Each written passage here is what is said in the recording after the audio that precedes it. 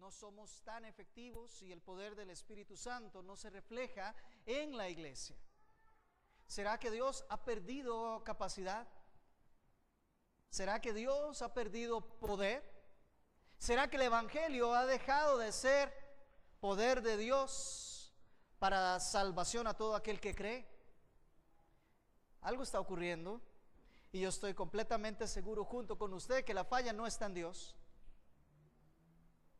Dios sigue siendo el mismo. Estoy seguro que la falla no está en el Evangelio, sigue siendo poder de Dios para salvación a todo aquel que cree. La falla no está en la palabra, porque su palabra sigue y permanece fija en los cielos. Definitivamente, la iglesia de nuestros días está padeciendo este fenómeno del poco poder o de la mucha debilidad, específicamente porque la iglesia ha perdido el temor al Señor.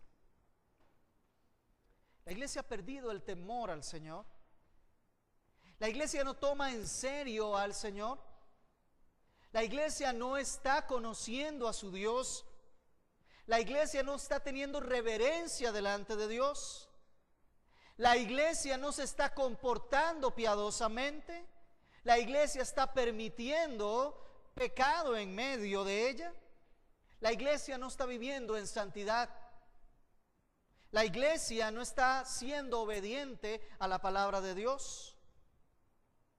El fenómeno que hoy en día estamos viendo ya fue dicho por Jesucristo cuando nos habló que hoy iba a estar creciendo juntamente dentro de la iglesia tanto el trigo como la cizaña. Lo triste es que la cizaña, representando a los incrédulos, representando a los no creyentes, representando a aquellos que todavía no han venido a la vida piadosa, se sienten cómodos dentro de la iglesia, se sienten relajados dentro de la iglesia, se sienten dentro de la iglesia como que son parte de los que sí son creyentes. El problema de la iglesia estriba en que la iglesia se ha convertido más en un club, más en una sociedad, que en el cuerpo viviente de nuestro Señor Jesucristo.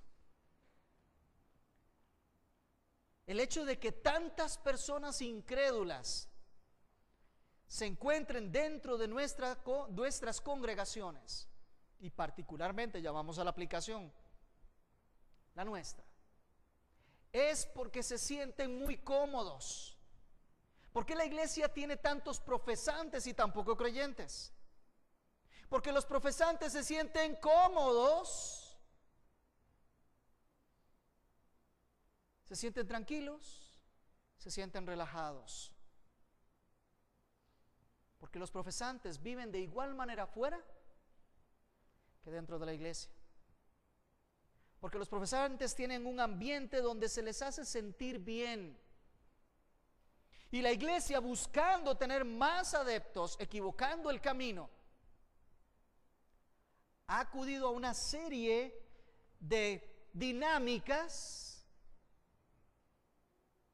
que no hacen otra cosa más que atraer a los carnales, a los incrédulos, a los mundanos, para que se sientan como mundanos, como carnales dentro de la iglesia. La iglesia ha perdido el poder de la autoridad de la palabra, porque la iglesia le teme más al hombre que a Dios. Somos una iglesia que profesa creer en Cristo. Somos una iglesia que defiende el tener como única regla de fe y práctica las Escrituras. A veces nos sentimos tan contentos de ser tan puros porque practicamos correctamente las ordenanzas. Y cuando preguntamos cuáles son esas ordenanzas, generalmente reducimos a dos y decimos, aplicamos muy bien lo que es la doctrina y el entendimiento acerca del bautismo. No bautizamos a cualquiera, bautizamos a aquellos que han mostrado y han tenido un cambio de vida, pero después también practicamos muy bien la cena. Aquí particularmente, que lo hacemos una cena cerrada, lo hacemos solo para miembros.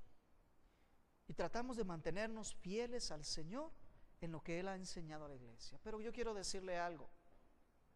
El Señor también dejó otra ordenanza que la iglesia ha dejado de poner en práctica.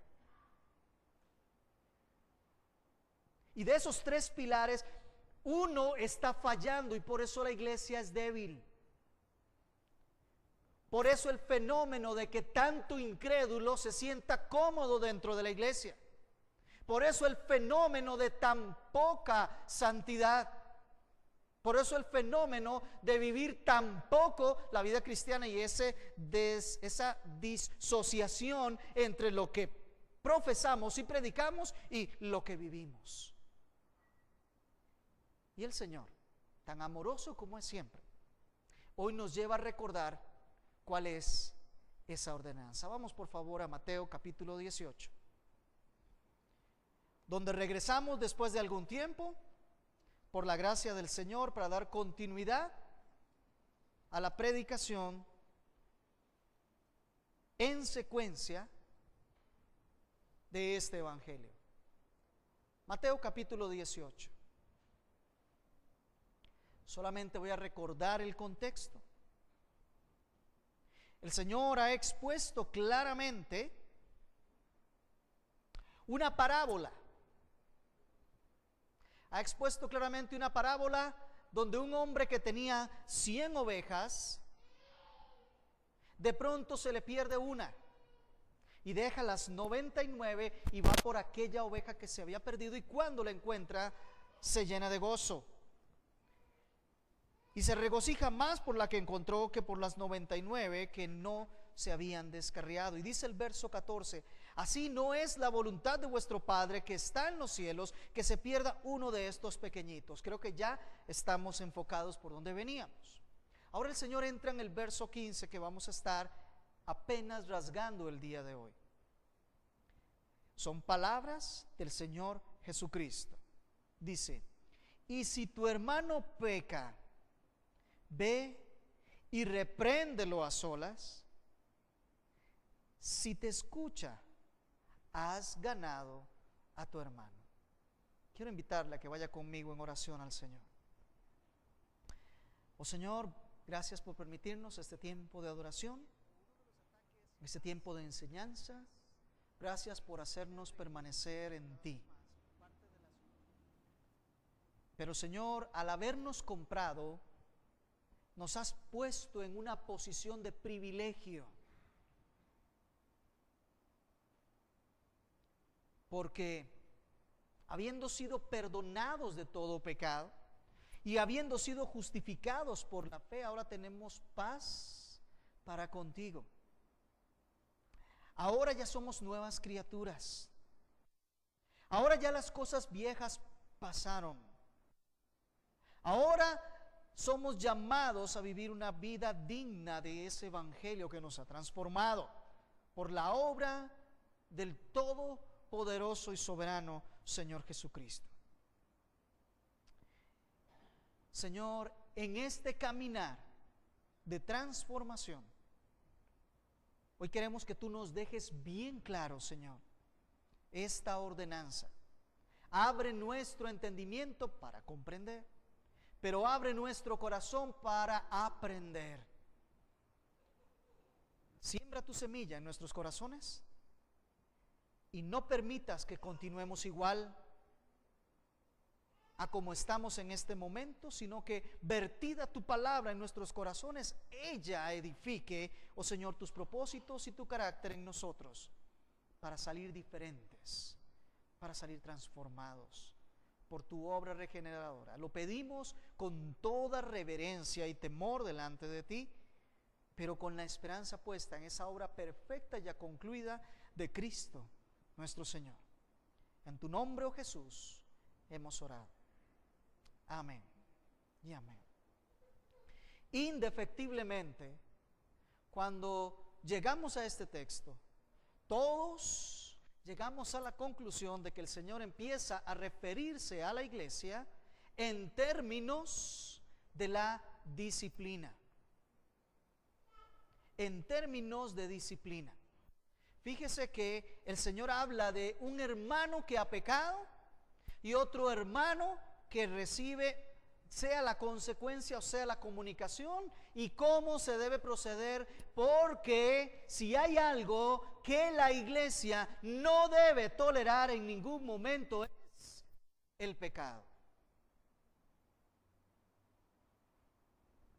De tal manera que al pecado hay que disciplinarlo. Y el Señor está hablando aquí directamente a la iglesia. Véase, 2 versículos después se menciona iglesia. Déjeme decirle algo bien claro. El Señor solo mencionó la iglesia en 2 textos en todos los evangelios. Ya leímos el capítulo 16, verso 8, cuando el Señor dice sobre qué fundamento va a establecer su iglesia. Y la segunda vez que habla de la iglesia es en referencia al proceso de disciplina por el pecado. 2 cosas le bastaron a Jesús para dejar instrucciones suficientes para la iglesia. 1, el fundamento, y 2, la disciplina. Esta es la tercera ordenanza que el Señor dejó a la iglesia. Esto, tal como el bautismo y la cena del Señor, no son opcionales para la iglesia. Son prácticas que la iglesia debe de mantener. Es ordenado por Dios. Tanto que comienza, y si tu hermano peca, ve. Actúa, haz algo. No te quedes sin hacer nada. No te quedes apacible. Actúa. Antes de profundizar en el texto, la condición en que nosotros estamos hoy exige que tenga que hacer un abordaje primero acerca de la disciplina. Hay temas en que a la iglesia se le puede hablar, porque vamos en ese camino y hay que tomar nada más algunas mejoras.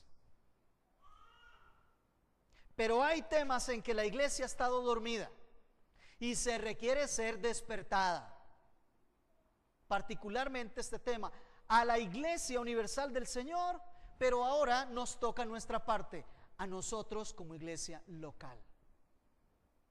Así que para que podamos continuar con lo que el Señor nos está mencionando acá, es necesario entender la dinámica completa que está escondida detrás de esto. Y lo primero es la disciplina.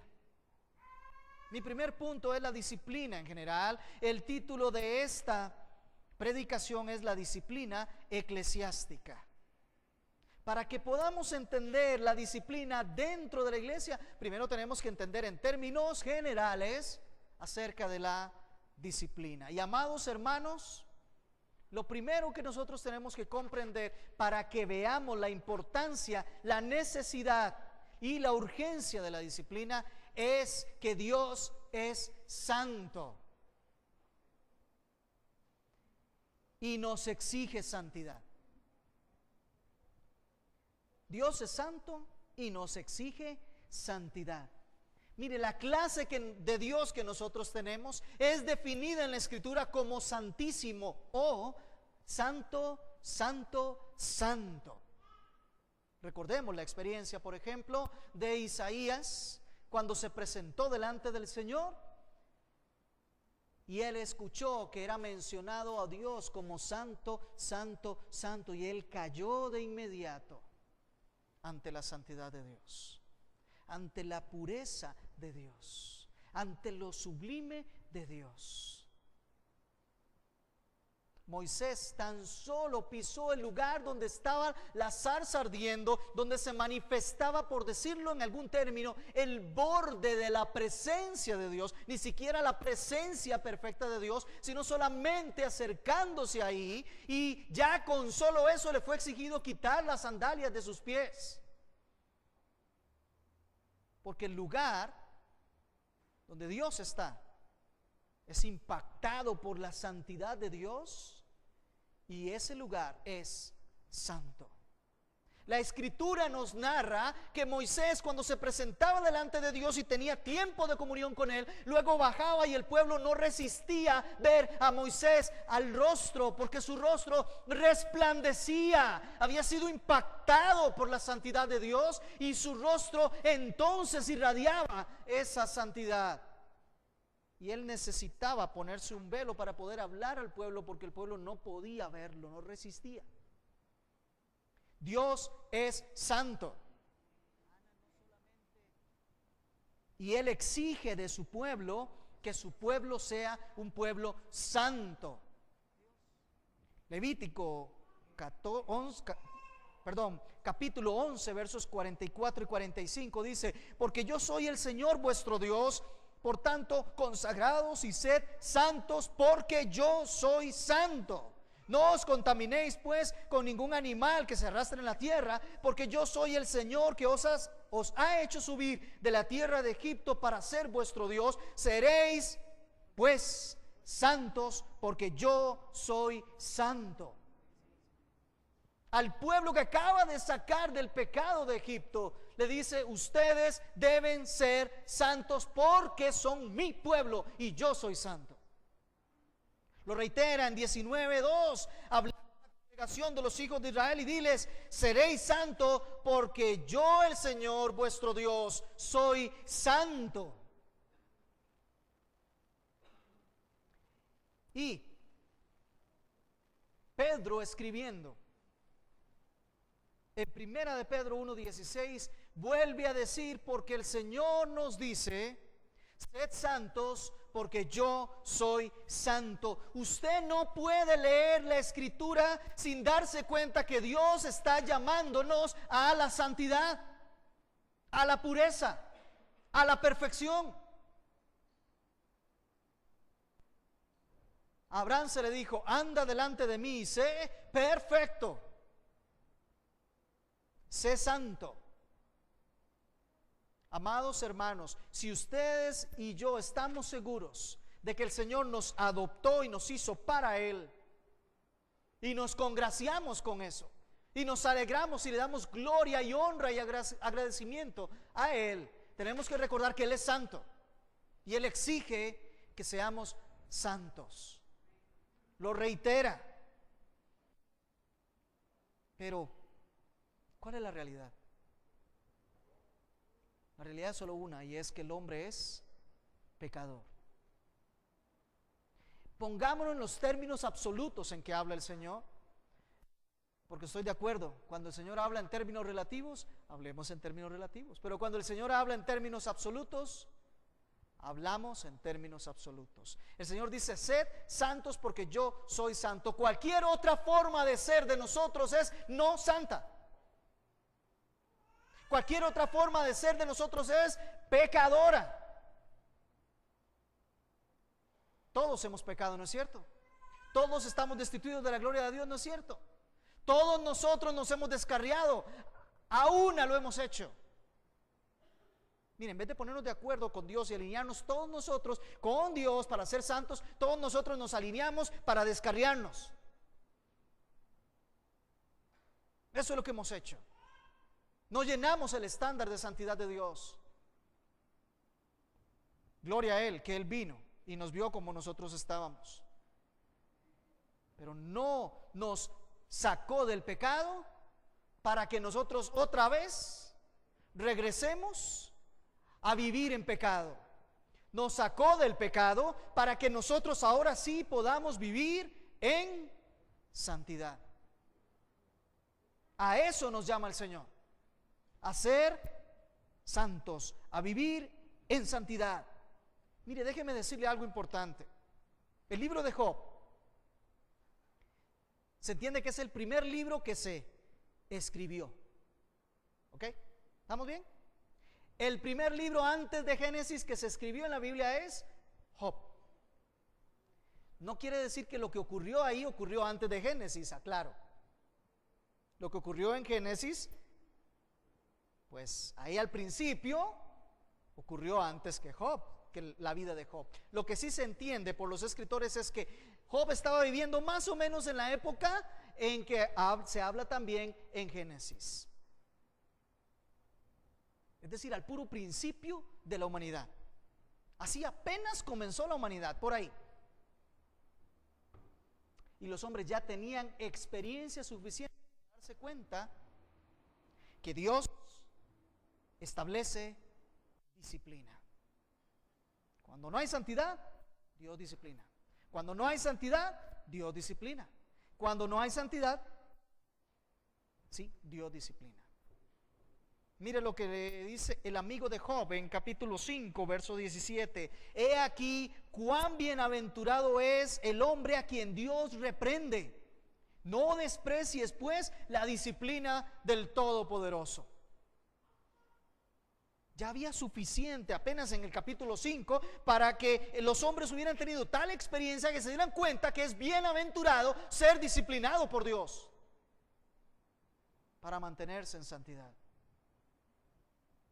Ya leímos hace un rato en la mañana en el estudio bíblico Levítico 19, versos 17 al 19. No odiarás a tu hermano en tu corazón. ¿Podrás ciertamente reprender a tu prójimo? Sí, claro. Pero no incurrirás en pecado a causa de él. No te vengarás, no guardarás rencor de los hijos de tu pueblo, sino que amarás a tu prójimo como a ti mismo. Dios está estableciendo la disciplina. Él la establece y luego le dice a los hombres: ustedes tienen que disciplinar para que se mantengan en la santidad que yo les exijo. ¿Sabía que Dios pagará todo pecado? O, dicho de otra manera, cobrará todo pecado. ¿Lo sabía?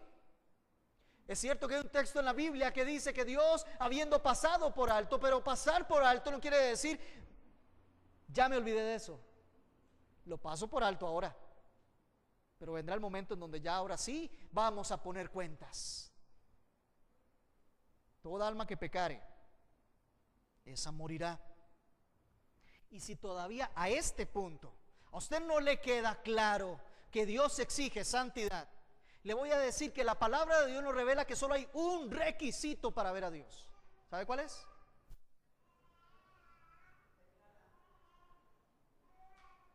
Hebreos 12, verso 14. Buscad la paz con todos y la santidad, sin la cual nadie verá a Dios. ¿Cómo es que muchas veces algunos quieren ver a Dios, pero no quieren ser santos? Eso no es compatible, eso no funciona, eso no da resultado. El requisito para ver a Dios es santidad. Santidad. Hemos sido llamados a ser un pueblo santo, apartado del mal, apartado del pecado, apartado de la iniquidad. Y lo que le quiero decir hoy es que sin santidad nadie verá a Dios. Puede venir al templo, puede congregarse con los creyentes, pero sin santidad no verá a Dios. Mi segundo punto: no solo Dios establece la disciplina, sino que la disciplina funciona en diferentes ámbitos. No se sorprenda que Dios exija que usted sea santo, no se sorprenda que Dios exija disciplina, porque no solo lo exige aquí, es que lo exige en todos los grados. Vemos que Dios aplica disciplina. En Deuteronomio 11:2, Él le dice a su pueblo: ¿acaso no han visto la disciplina que yo puse a Egipto? Con brazo poderoso, con poder, con autoridad. Se vio mi grandeza, mi mano poderosa, mi brazo extendido, señales y obras fueron hechas en medio de Egipto, tanto a Faraón como a toda la tierra. Es Dios disciplinando a Egipto. ¿Qué no lo han visto? El salmista lo entendía. Salmo 118, verso 18 dice: el Señor me ha reprendido severamente, pero no me ha entregado la muerte. Gloria a Dios por eso. Si el Señor te reprende y lo hace severamente, ten la plena certeza de que no te entregará a la muerte. Que Él ama a los suyos, aunque tenga que reprenderlos. Y hay algo especial. 1 Corintios 11:32 nos dice que si nosotros somos juzgados, el Señor nos disciplina. ¿Y qué garantía hay en eso? Bueno, porque si eso ocurre, entonces nosotros no seremos condenados con el mundo. Si no entiendes que el Señor exige que te disciplines para la santidad ahora en vida, y desprecias y desechas eso, te quiero decir que lo que te espera es la condenación. ¿Cuál de las dos prefieres?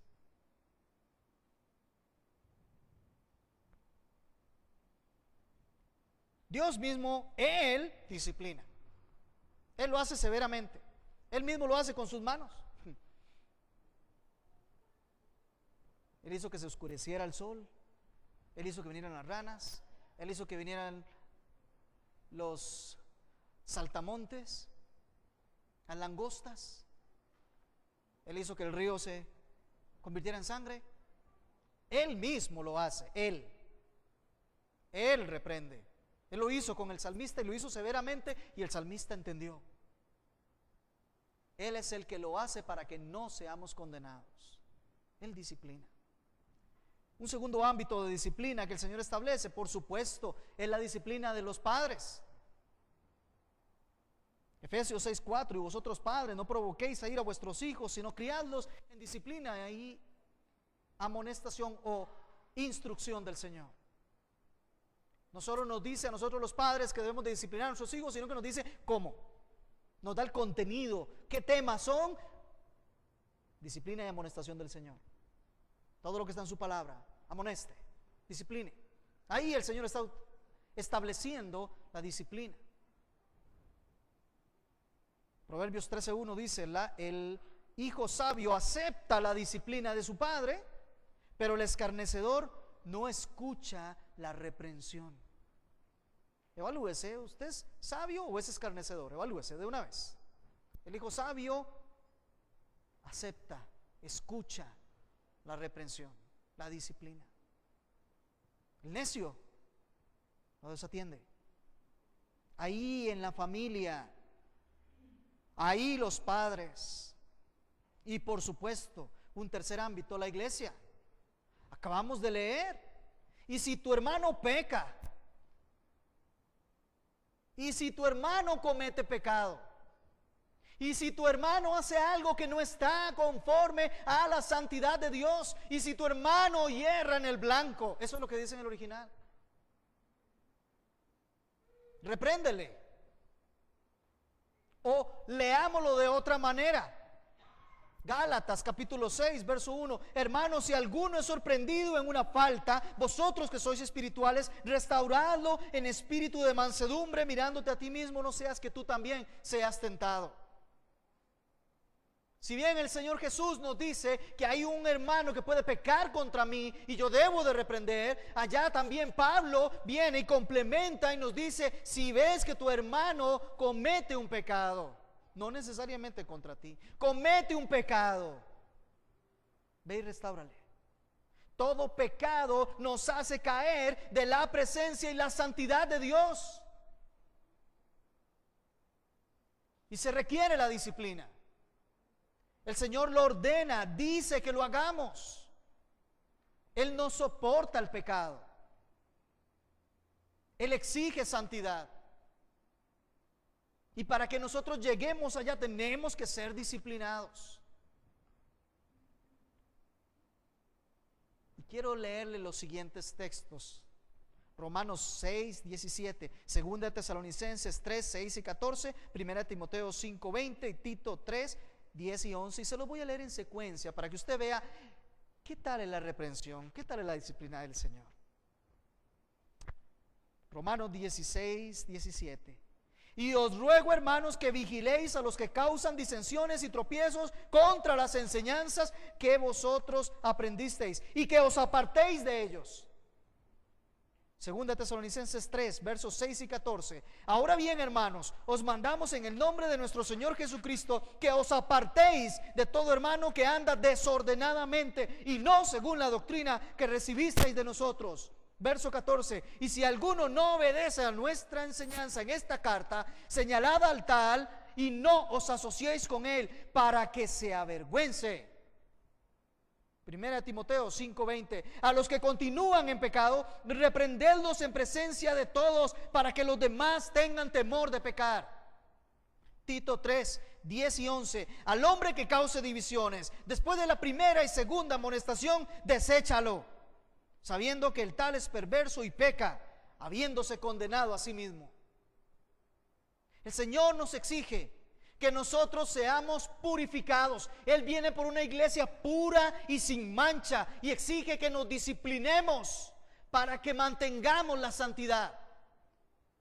Los creyentes que aman la santidad de Dios querrán ser santificados. Todo hijo de Dios quiere ser como su papá, ¿no es cierto? Nosotros queremos ser como Él y Él es santo. Y Él nos exige que seamos como Él y Él es santo. Y Pablo nos dice, después de amonestar, si el tal no quiere arrepentirse, deséchelo, apártese, no esté con él, que se avergüence por eso. El fenómeno de la iglesia hoy en día es que a los que no son creyentes y que viven en su pecado, por eso no son creyentes, se les tolera. Y aún a los creyentes, cuando han caído en pecado, se les tolera. Por eso la iglesia no tiene fuerza, no tiene la fortaleza del Espíritu Santo, porque no busca la santidad, no se perfecciona. Y el tercer ámbito donde la disciplina es puesta por parte de Dios, ya sabemos, es el ámbito del gobierno civil.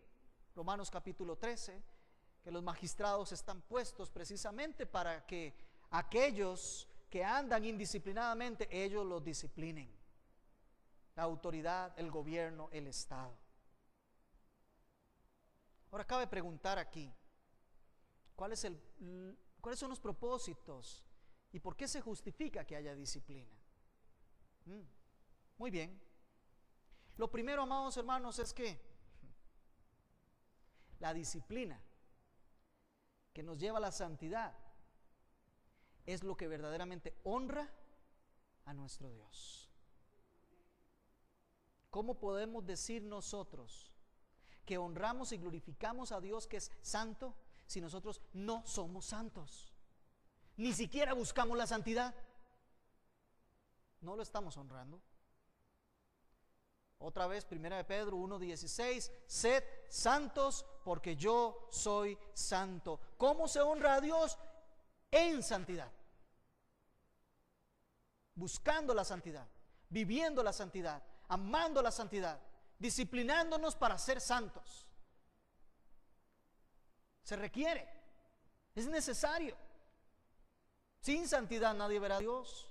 Si usted ama a su hermano, usted quiere que su hermano vea a Dios, entonces usted va a participar en el proceso de disciplinar al hermano.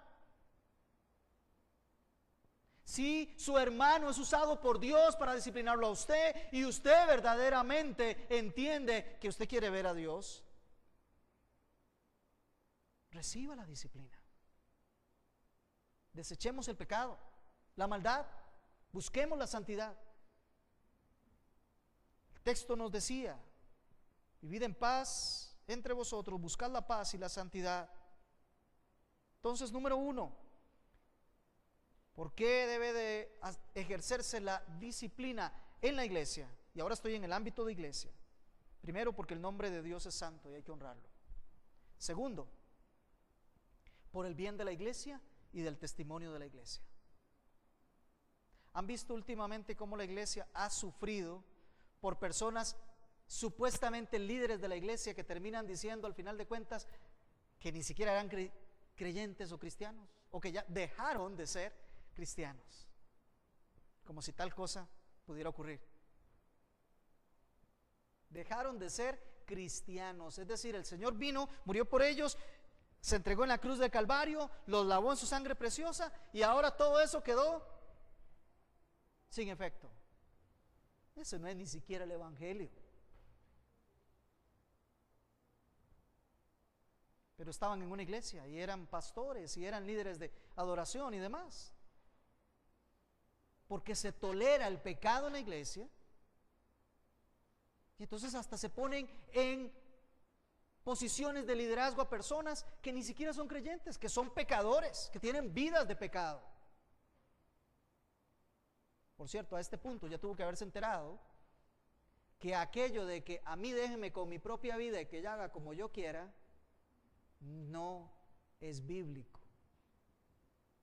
Ya tuvo que haber entendido que somos una comunidad que se disciplina unos a otros y que tenemos que ser cartas leídas, abiertas entre nosotros para disciplinarnos nosotros. Ya tuvo que haberlo entendido. Quiero recordarle lo que dice 1 Corintios 12:12.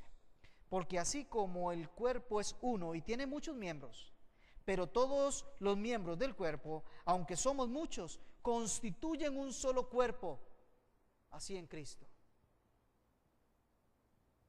Si un hermano de la congregación está en pecado o cae en pecado, y los demás no reprenden y los demás se hacen de la vista desinteresada, entiéndase, no estamos practicando el amor, pero sobre todo está siendo afectada toda la iglesia. ¿Sabía que su santidad afecta a la iglesia, pero su impiedad afecta a la iglesia? Se lo voy a decir de otra manera. Así como en el cuerpo uno tiene muchos miembros, si uno de ellos se afecta, por ejemplo, mi mano derecha se me afecta, se me daña, ¿le pasa algo? ¿Sabía usted que todo el cuerpo se duele por eso? Si una de las manos cae en pecado y no se restaura, todo el cuerpo va a estar sufriendo. Todo el cuerpo. Somos un solo cuerpo, amados hermanos. Y cuando no se camina en santidad y cuando no se busca la santidad, sino que se vive secretamente en impiedad cada uno y no revela su pecado o no lo trae a luz, o peor aún, se le llama la atención y no quiere corregir, usted está afectando a la iglesia de Jesucristo. Es interesante, decía el pastor MacArthur que a él le comentó un miembro de iglesia en algún momento que había invitado a un amigo que era abogado a la iglesia. Invitó a un amigo y le dijo, vamos a la iglesia, y cuando él le mencionó el nombre de la iglesia, ese amigo abogado le dijo, no, yo no voy ahí, porque ahí va la mayoría de los abogados deshonestos que yo conozco. ¿Se da cuenta cómo afecta al cuerpo de Cristo el pecado de cada uno en particular? El testimonio que podemos dar de Cristo. Ahorita todo el mundo está señalando a las iglesias evangélicas por estos hombres que han estado saliendo, porque el pecado de uno nos afecta a todos. Ahora, dichosamente no eran el cuerpo de Cristo, estaban ahí, pero no eran el cuerpo de Cristo. Sin embargo, la afectación se da. ¿Por qué hay disciplina en la iglesia? Primero, por la honra del Señor. Segundo, por el bien de la iglesia y el testimonio de esta. Tercero, por el bienestar de las personas que son afectadas o que son agraviadas. Quiero pedirle que vaya conmigo a Proverbios capítulo 28. Proverbios capítulo 28 y verso 23. El que reprende al hombre hallará después más favor que el que lo lisonjea con la lengua. Ok, si yo participo reprendiendo a otro por el pecado, dice la Biblia que yo encuentro más favor. Vimos en la mañana cómo Natán encontró más favor delante de David, cómo Abigail encontró más favor delante de David cuando reprendieron. Mire, si tu hermano peca contra ti y tú vas y reprendes, ¿sabe de qué te salvaste? De una raíz de amargura. Hay bendición para los que reprenden, para los que disciplinan. Pero se lo voy a decir también, hay bendición, o también el otro motivo es por el bien de quien ha pecado. Le has librado de un pecado, le has señalado un pecado, se va a arrepentir de eso y no va a continuar interrumpiendo ni su relación particular con Dios, ni su relación con la iglesia. La disciplina es un proceso mediante el cual nos purificamos y nos santificamos y todos salimos ganando la honra de nuestro Señor Jesucristo. La iglesia como tal mantiene su unidad. El hermano que salía ofendido ya no tiene albergándose ahí una raíz de amargura, y el hermano que pecó ha sido salvado de su camino. ¿Por qué Dios ordena que nos disciplinemos? Porque es parte de nuestra esencia.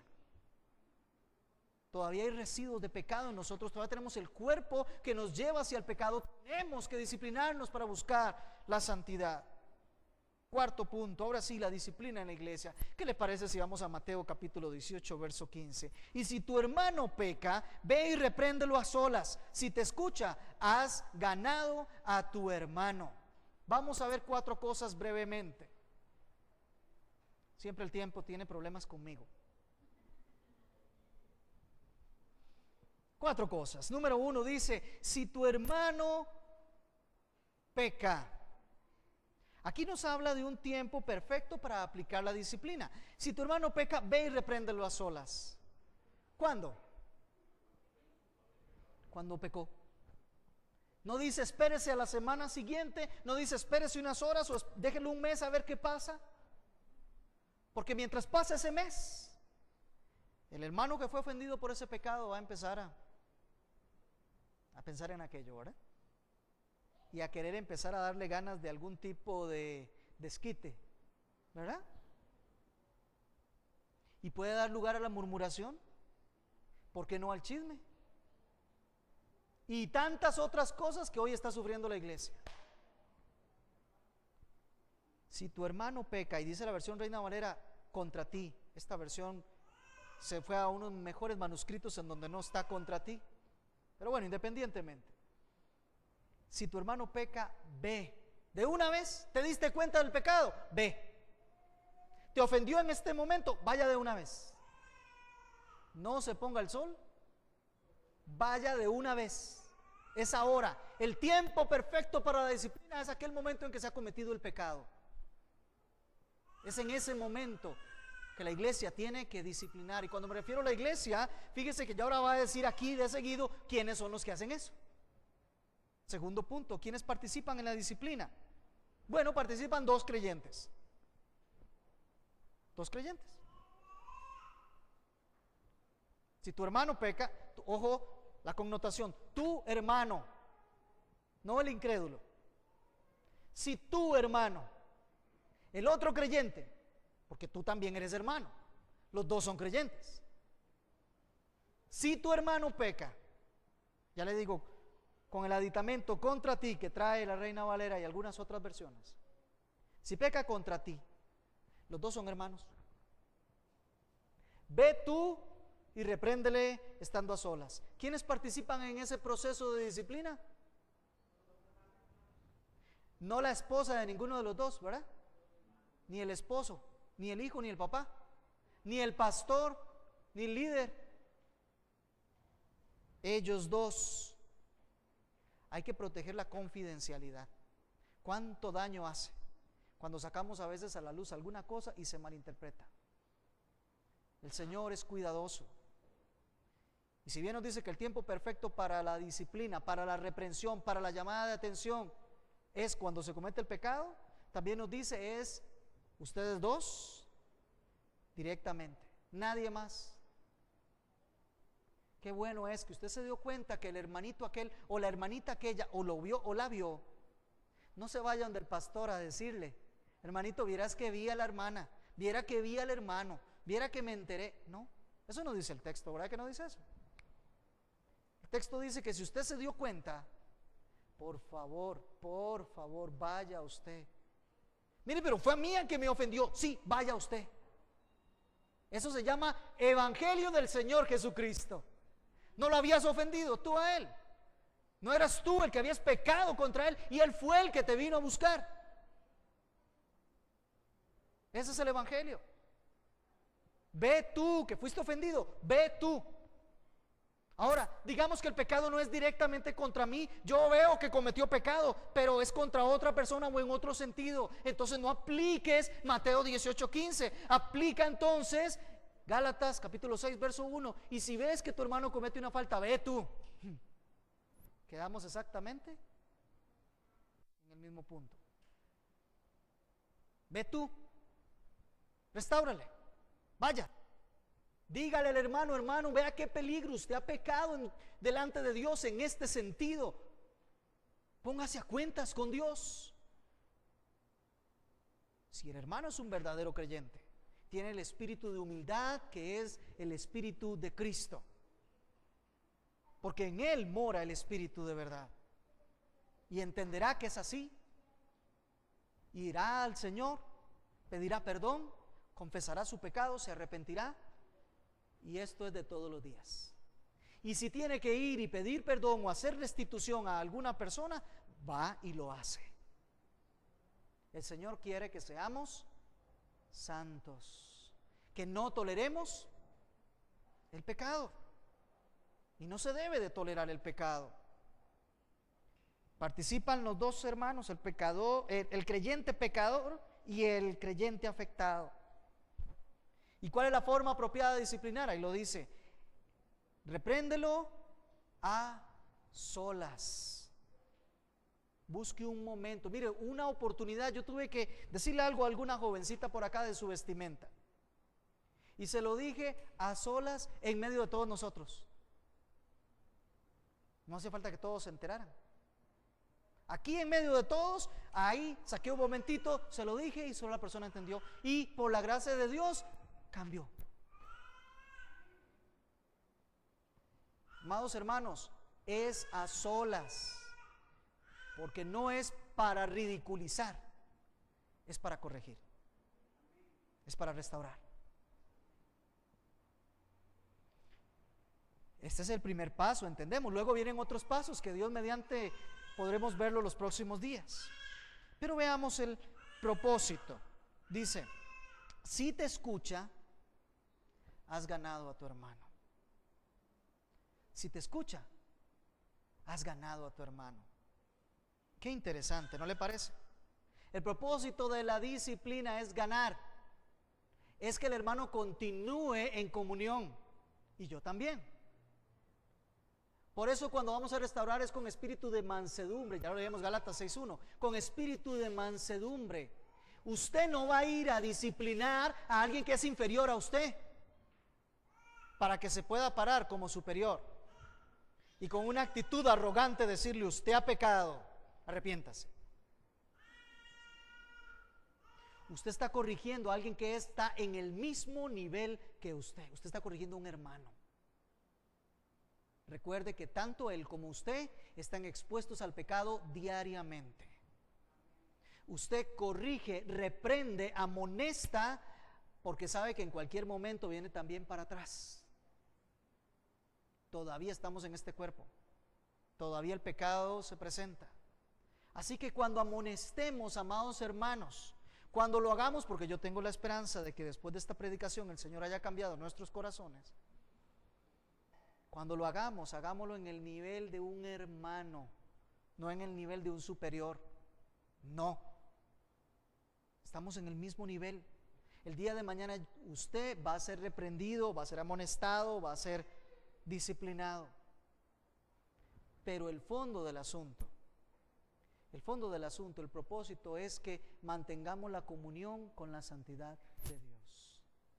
Tomemos en serio la ordenanza del Señor. Sed santos porque yo soy santo. Porque muchas veces los incrédulos, los profesantes se mantienen dentro de la congregación cómodamente porque no hay hermanos que los estén llamando a disciplina. Hace algunos años aquí hubo que disciplinar a 2, 3 jóvenes que hasta servían en la iglesia. Y hoy en día no están sirviendo en ninguna iglesia, que no aceptaron la disciplina y se fueron y prefirieron el mundo. Esperamos en el Señor que sean creyentes y que regresen. Pero no debe de sentirse el pecador, no debe de sentirse cómodo en la iglesia. Debe observar que aquí hay santidad, que aquí está el Señor. Debe observarse que este es un pueblo distinto. Debe observarse que sus normas para estar aquí es observar la santidad de Dios. La santidad conviene a tu casa. Amados hermanos, con esto quiero concluir. Es una ordenanza del Señor. Tenemos que disciplinarnos, buscar la santidad, desechar el pecado, no chinear el pecado. Quiero pedirle que usted se convierta en un hermano. Fíjese que ahí es a todos, ahí no es a los líderes, aquí es a todos, porque todos estamos en el mismo nivel. Cuando vea a un hermano cometer una falta, un pecado, o contra usted, o contra todos en general, por favor, si verdaderamente lo ama, recuerde que Dios al que ama, disciplina. Si usted ama al hermano, disciplínelo como un instrumento usted en las manos del Señor. Hágalo con amor, no se justifica que lo haga sin amor. Eso es pecado. Hágalo con amor y restaure al hermano y ganen los dos. Hagámoslo de esa manera. Acerquémonos a lo que es el ideal o lo que Dios ha ordenado que nosotros hagamos.